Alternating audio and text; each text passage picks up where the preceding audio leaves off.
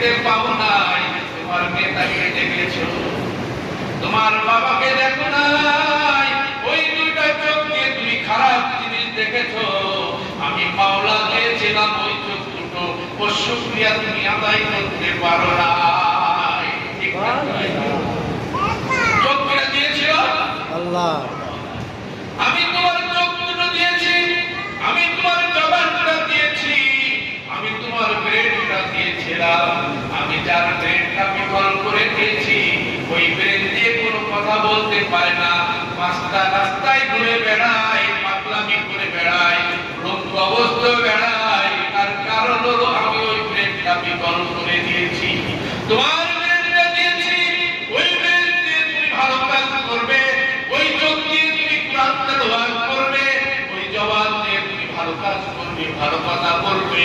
আমি তোমার ব্রেন দিয়েছিলাম, চোখ দিয়েছিলাম, তোমার জবান দিয়েছিলাম, আমি তোমার অঙ্গ প্রত্যঙ্গ দিয়েছিলাম, দুইটা পা দিয়েছিলাম, দুইটা হাত দিয়েছিলাম, কিন্তু সব দিয়েছি আমি মাওলাই।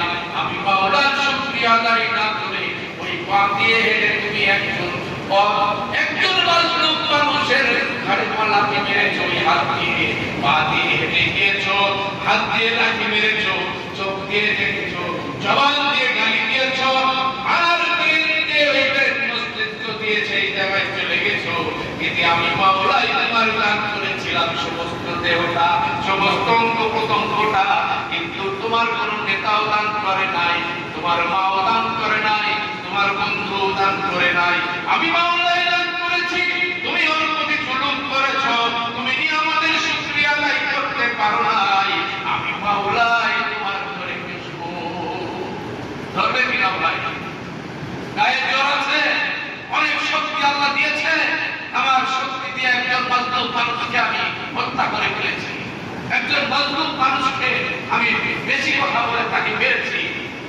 আল্লাহ বলছে হক্কুল ইবাদ, তোমার জবানকেও হেফাজত করো, তোমার জবানের পরীক্ষা তো কাল কিয়ামতের দিন নেওয়া হবে। তুমি এই কথা বলে তুমি একটা মানুষকে ফাঁসিয়ে দিয়েছো, ওই জবানকেও তোমার বিকৃত করা হবে। ওই জবান কাল কিয়ামতের দিন সাক্ষী দেবে যে আমার এই জবান দিয়ে, আমার মুখ দিয়ে এই লোকটাকে গালি দিয়েছিল, এই লোকটার সঙ্গে অহংকার করেছিল, এই লোকটাকে সে আমার অন্যায়ভাবে তার প্রতি জুলুম করা হয়েছিল। ওই লোকটা আমার কাছে টাকা পাইতো, আমি টাকা দেই নাই, মিথ্যা বলে বেরিয়ে এসেছি। ওই হক্কুল ইবাদের মধ্যে তোমার জাহান্নামী হতে হবে। নাউযুবিল্লাহ। আমরা কি এটা করবো নাকি ভাই? করবো ভাই? আমার ব্রেন দিয়েছে কে? জবাব দিয়েছে কে? চোখ দিয়েছে কে? হাত দিয়েছে কে? সব দিয়েছে আমার মাওলা। আল্লাহ বলছে আমি সব দিলাম। আমার নিয়ামতের শুকর আদায় করো তোমরা বেশি বেশি। আমার নিয়ামতের শুকর যদি বেশি বেশি করতে পারো, ওই নিয়ামতকে বর্ধিত করে দেব। আর নিয়ামতের নাশকর যদি করো, আমি আল্লাহ জানিয়ে দিয়েছি তোমার নিয়ামতকে ছিনিয়ে দেব। শুধু তাই নয়, কঠিন আযাবেও আমি আল্লাহ তোমার গ্রেফতার করব। আমরা কেউ আযাবে গ্রেফতার হতে চাই না, আমরা আযাবে গ্রেফতার হতে চাই না। কারণ মৃত্যু বড় কঠিন, কবর বড় কঠিন। মৃত্যুর আগে থাকি, তারপরে খালি কবর, তারপরে কিয়ামত, পাল্লা, মিজান, হাসরের ময়দান, পাঁচটা খাটি আমাদের সামনে দাঁড়িয়ে।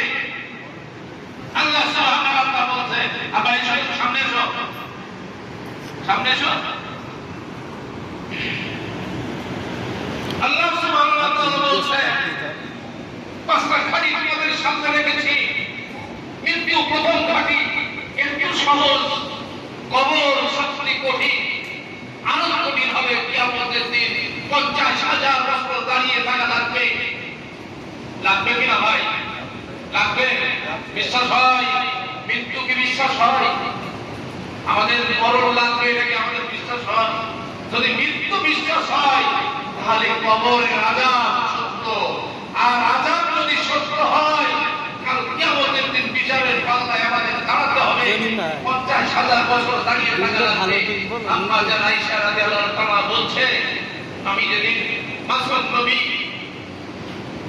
বিশ্বনবী রাহমাতুল লিল আলামিন যাদের মৃত্যুর শয্যায় মৃত্যুবরণ করে, আমি আয়েশা আমি পাশে রয়েছিলাম, আমি কবরে ঘরে ঢুকলাম, আমাদের নবীজি দেখি শুধু দুই হাত আর দুই পা টানাটানি করছে, আমি বুঝে নিলাম আমার বিশ্বনবী দুনিয়া থেকে বাদ করবে, দুনিয়া থেকে বিদায় হয়ে যাবে।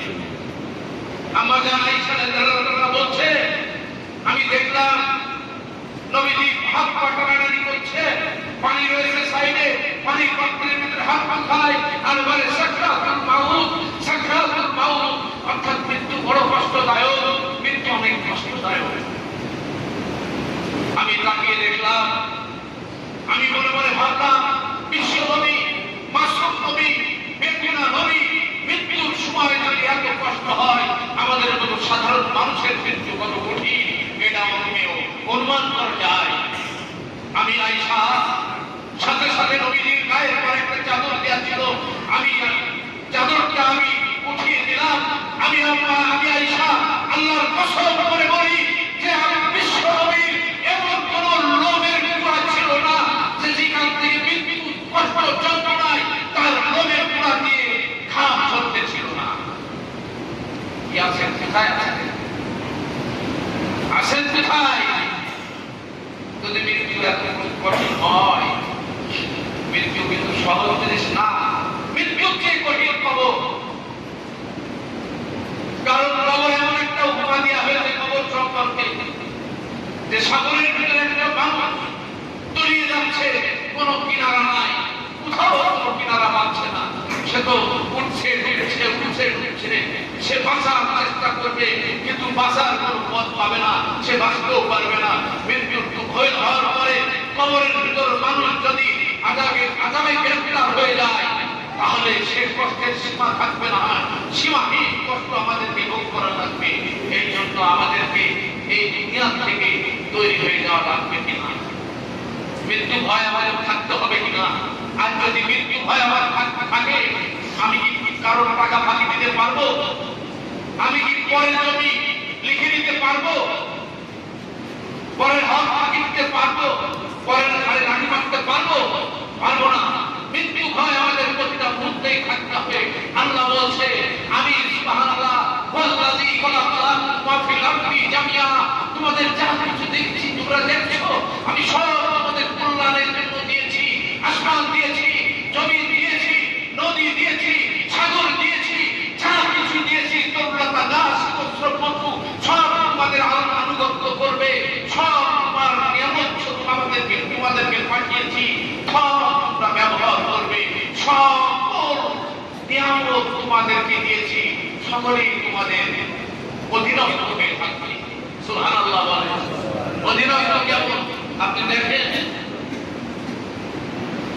এই অক্সিজেন কত দামি একটা জিনিস।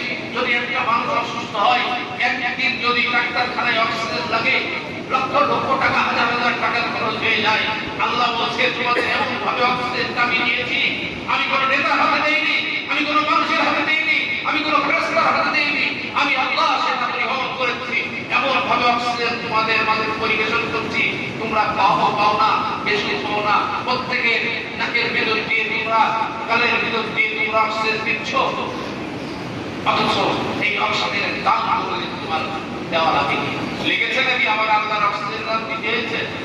বলছে, তোমার এই নিয়ামত আমি আল্লাহ তোমার এই নিয়ামত দান করলাম, কিভাবে শুকরিয়া আদায় করবা? যদি একদিন অক্সিজেন বন্ধ হয়ে যায়, পৃথিবীর সঙ্গে সঙ্গে সব কিছু মারা যাবে, যাবে কিনা? পৃথিবীর কিছু কি বেঁচে থাকবে? অক্সিজেন যদি বন্ধ হয়ে যায়, থাকবে না। অতএব এই অক্সিজেন আল্লাহ বলছে আমি তোমাদেরকে দিয়েছি এমন ভাবে যে কমও না বেশিও না, যার যতটুকু প্রয়োজন সে ততটুকু নিচ্ছ। আমি অক্সিজেনটা এমন ভাবে স্পেসে দিয়ে সারা বিশ্বকে দিয়েছি, প্রতিটা মানুষ তার সম পরিমাণ অক্সিজেন ব্যবহার করছে।